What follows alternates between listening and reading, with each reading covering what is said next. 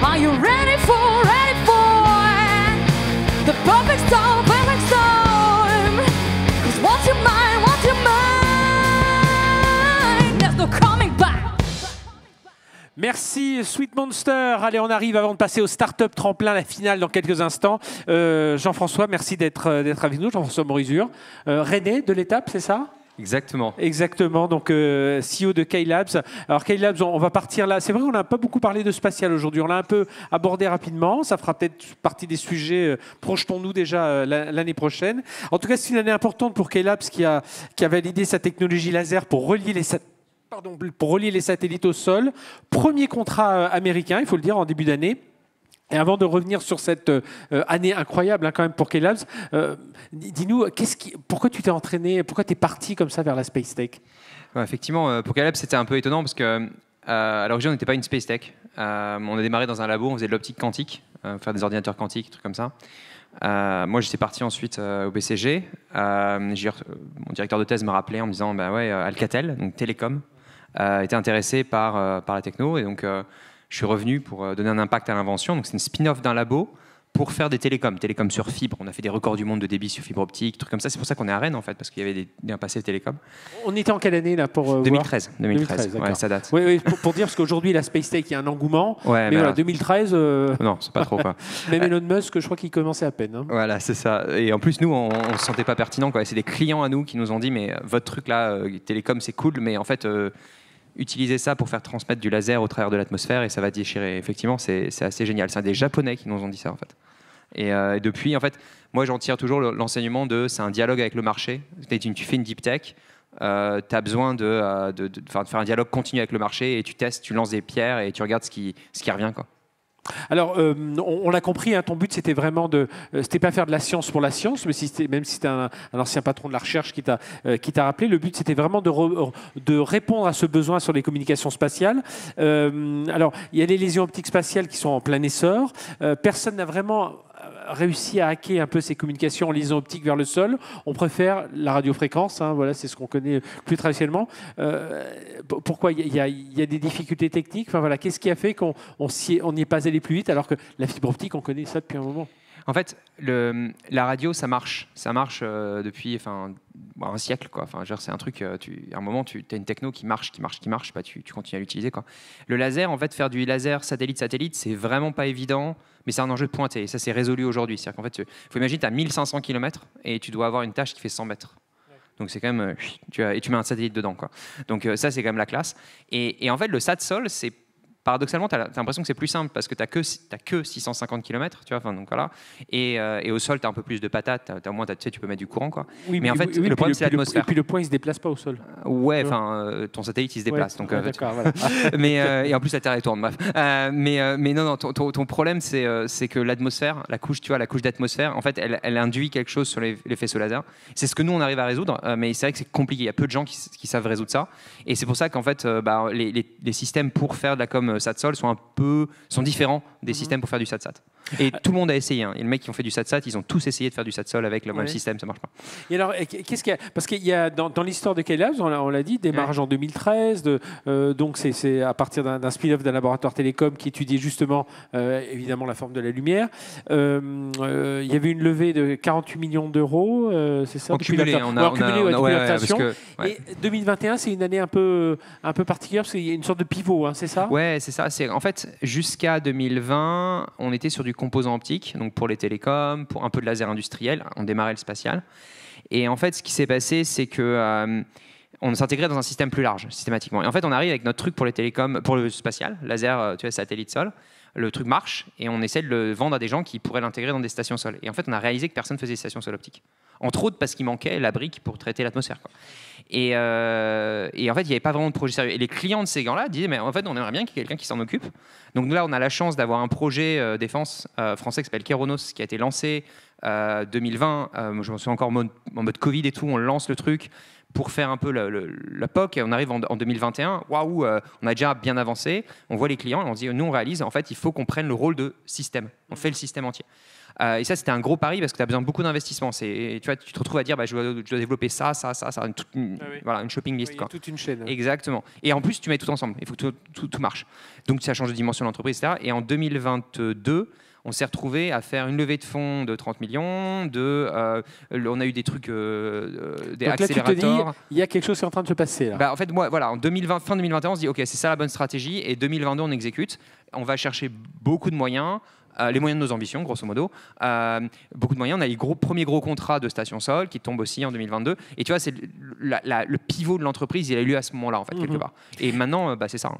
Et comment on réussit, en termes de veille technologique, à voir qu'il n'y a pas déjà un autre labo qui est en train de travailler dessus aux États-Unis, qui tout d'un coup va se réveiller et va exploser. Enfin, comment ça se passe quand on est... En fait, tu passes ton temps à être paranoïaque. Donc, tu regardes, tu vas en conférence, tu discutes. Le truc qui est compliqué, c'est les Américains communiquent beaucoup et ce qu'on a pu constater, c'est qu'il y a un énorme écart entre ce qu'ils disent et ce qu'ils savent vraiment faire. Oui, ça c'est toujours. Voilà, en Europe, c'est un peu l'opposé. En Europe, des fois, on est un peu surpris. Waouh, ils sont super bons et tout. Donc ça, c'est cool. En fait, voilà. Et nous, on est français. En plus, on est terrible. Les Français, on a tendance à dire non, on sait pas faire jusqu'au moment où on sait faire. Alors que les Américains disent oui, on sait tout faire. Et en fait, non. Et donc, il y a tout ce travail-là sur nous, notre posture de communication. Sur la capacité à comprendre le monde aussi là-dessus, ça prend de la bande passante. C'est pas un petit effort. Mais c'est ça qui te permet de bien te positionner. Si tu le fais pas, c'est pénible. Voilà. Et donc ce contrat américain signé en début d'année, là, tu peux nous en donner un peu les contours? En fait, ça s'inscrit dans pas mal de choses, mais l'idée c'est aujourd'hui, donc beaucoup de communications, satellite sol, se font en radio. Voilà, ce qu'on disait juste avant, c'est un peu voilà.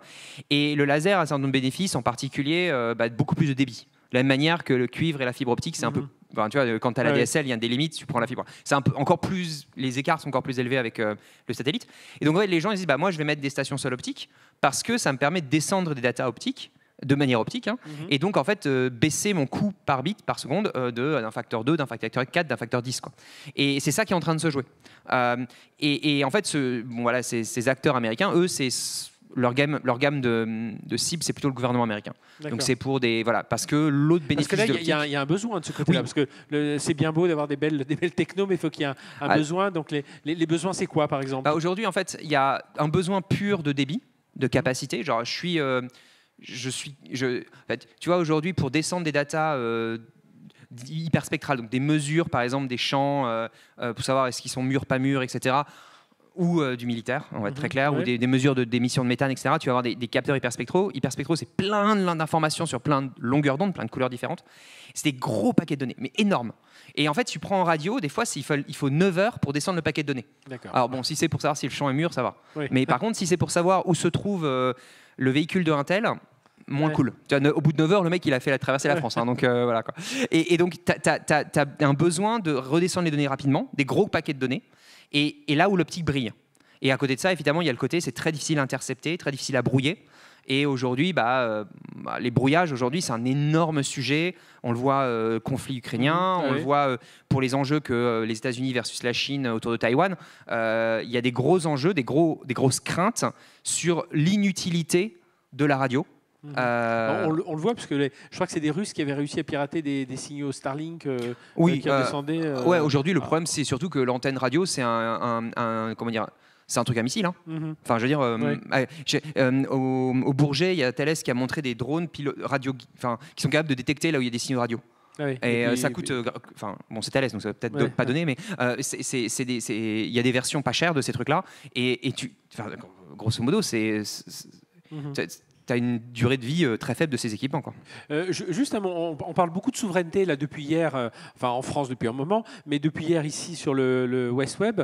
Le fait d'être français, avec un contrat... Les Américains, ça, ils sont moins sensibles à ça, ou alors ils ont eu des exigences en disant faut qu'il y ait une antenne aux États-Unis, il faut qu'il y ait ci et ça. Comment ça se passe? Alors, aux États-Unis, notre expérience, c'est que... C'est vrai que vous êtes là-bas depuis longtemps. Oui, quelques années. Alors, j'ai une anecdote. Tiens, je vais vous la raconter, Vivatech. Il a dû te la raconter, Hugues Gontier. Voilà, je connais une personne qui travaille avec Jean-François chez Kylabs. On est à Vivatech. Le stand de Kylabs, c'était sur le stand French Tech. Ouais. Je ne sais pas si tu l'as raconté. On avait ça. plusieurs. Non. Il est sur le stand, donc ce collaborateur de Jean-François, il est sur le stand de French Tech et il a, comme Kylabs et ce côté franco-américain, là, grâce à ses contrats, tout ça, et je crois que c'est quel pourcentage de chiffre d'affaires? Ouais, actuellement, on a quasiment rien en France, hein, donc c'est voilà. 90% de l'export. Et il avait un petit drapeau français-américain et devait venir sur le stand un ministre. C'était pas Clara Chapa, je crois que c'est le ministre de l'industrie. Enfin bon, il devait passer. Et la personne de la French Tech voit Hugues Gontier donc avec son petit badge. Dit est-ce que tu peux enlever ton petit badge parce que le badge américain là, si le ministre voit ça, il va pas aimer. Et lui, il a dit mais jamais de la vie. Et il dit mais nous ça nous gêne. Ils ont fait venir la responsable de la French Tech qui a dit il faut qu'on t'enlève ton. Il dit jamais de la vie. S'il vient sur mon stand et qu'il voit mon truc, je lui expliquerai que je sais pas 60-80% de notre chiffre d'affaires est aux États-Unis. Il n'y a pas de raison d'en avoir honte. Voilà, c'est juste pour me donner une petite anecdote, mais je viens d'y penser parce que c'était justement avec des gens de Kylabs. Donc voilà, donc en tout cas américain. En fait, ouais, le spatial, 60% du spatial dans le monde, il est aux États-Unis. Donc une boîte qui dit je veux faire du spatial, genre tu te coupes d'un énorme marché si tu n'y vas pas et tu n'auras pas des solutions pertinentes. Donc il y a un moment, tu es obligé d'exporter, tu es obligé d'y aller, tu es obligé de. Voilà. Et les États-Unis, ce qu'on a pu voir, c'est oui, il y a des forts enjeux de souveraineté, mais ils écrivent des règles et ils respectent leurs règles. Ouais. C'est-à-dire que c'est transparent. C'est eux qui choisissent leurs règles. Ils sont tellement gros qu'en fait ils choisissent leurs règles. Donc en fait, si tu regardes le truc, tu dis ok, bah d'accord, ça on va pouvoir le vendre, ça on va pouvoir le vendre. Je vais prendre un exemple tout bête. Nos stations, en fait, on traite du flux optique. Le flux optique, on lit pas les données. Donc en fait, une fois que la station elle est livrée, nous on n'aura pas accès à la donnée qui a transité. Donc en fait, on sait très bien qu'on aura énormément de mal à vendre des modems aux États-Unis. Les modems, c'est le truc qui va lire les données, qui va les repackager, qui va les renvoyer sur le réseau. Ça, et le plus souvent, les modems ils sont fournis par les clients. D'accord. Et donc tu te retrouves à faire ça. Donc tu te retrouves à adapter ton produit. C'est pas impossible. On a d'autres contrats où tu dis pour les États-Unis, il faut que les gens qui fassent les installations, ils aient des passeports américains. Pourquoi pas? Ouais. Tu crées la structure pour, et on a recruté une petite équipe aux États-Unis qui permettent d'accompagner ce genre d'installation. Voilà. Et écoute, c'est la même chose en France. Hein. Honnêtement, des installations sur base militaire française, tu as besoin d'un passeport français. Hein. Donc c'est pas grave. Il faut connaître les règles et puis là, voilà. y répondre. Elles sont impossibles. C'est très compliqué de vendre de la data aux États-Unis dans les milieux du renseignement. Ça c'est clair. Parce qu'en fait, tu donnes mais moi j'aimerais bien acheter telle data sur tel pays. Ça envoie énormément d'informations. Nous, une fois qu'on a déployé la station c'est un outil. Tu vois, c'est comme si tu achetais, je sais pas moi, une voiture. Une fois que le mec il a les clés de la voiture, il fait ce qu'il veut avec. Hein. Donc voilà. Aujourd'hui, on parle beaucoup plus de space tech, notamment. Alors évidemment, il y a eu cet élan SpaceX qui a poussé un peu tout ça, mais on voit qu'en France, on voit vraiment un réseau d'entreprises de space tech. On a The Exploration Company, la Hélène Duby qui est en train de monter, qui a levé plusieurs centaines de millions. Quel impact peut avoir la space tech aujourd'hui sur nos vies à nous En fait, c'est intéressant parce que en fait, dans le passé, la SpaceX, c'était un truc de militaire ou de gouvernement. Tu vois, des agences. Bon, alors c'est l'exploration. Honnêtement, c'est l'inspiration. Tu vois, les gens qui marchent sur la Lune, c'est quand même la classe. Quoi. Donc, mais maintenant, en fait, ce qui se passe, c'est que la SpaceX commence à avoir un impact sur nos vies de tous les jours. Alors, pas pour tout le monde, mais l'antenne Starlink, par exemple, tout bête, c'est un bon exemple. Ça permet à pas mal de gens, y compris en t'as pas de fibre, t'as pas d'ADSL dans ta maison, t'as une connexion internet de malade. Tu es en camping-car, t'es en bateau. Les marins du Vendée Globe. Hein. Voilà, et là c'est un peu extrême comme ils sont pas nombreux. Ouais. J'espère que c'est pas le seul marché de Starlink. Mais voilà. Grâce à ça, c'est beaucoup moins cher. Et des sacrées vidéos. Et ça, je pense que c'est un impact qu'on est en train de réaliser.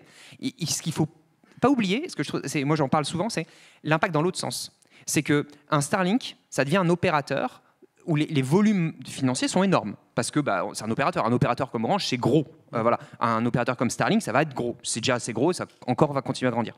Et ça, c'est de l'argent qui est directement investi dans le secteur spatial.